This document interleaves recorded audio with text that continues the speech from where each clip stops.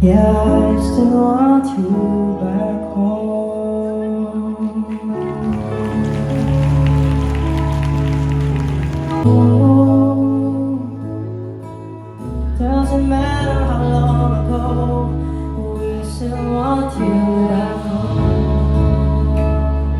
Don't take blame, don't worry about it. We still want you back home.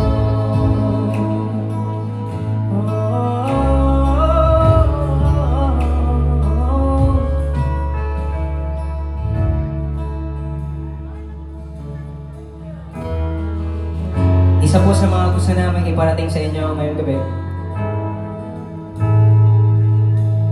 I'm sure na appreciate po ng mga kamag-anak nyo sa Pilipinas ang padala, ang tulong, at suporta. Pero gusto rin po namin ipaalala sa inyo at iparamdam sa inyo na sa dulo nito, gusto pa rin po namin kayong makasama. At marahil yung iba sa inyo, nakapag-desisyon na kayo na dito kayo sa Singapore, dito na kayo mabubuhay, dito na kayo magkakaanak, dito na kayo magkakapamilya. And that's fine.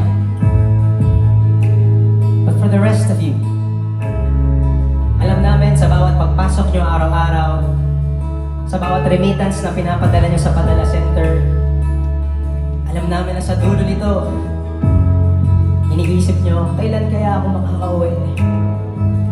Kailan ko kaya sila makakasama?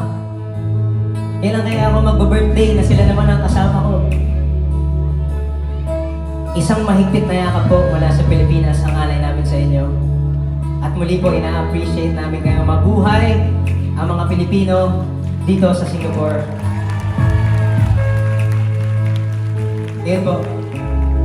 At you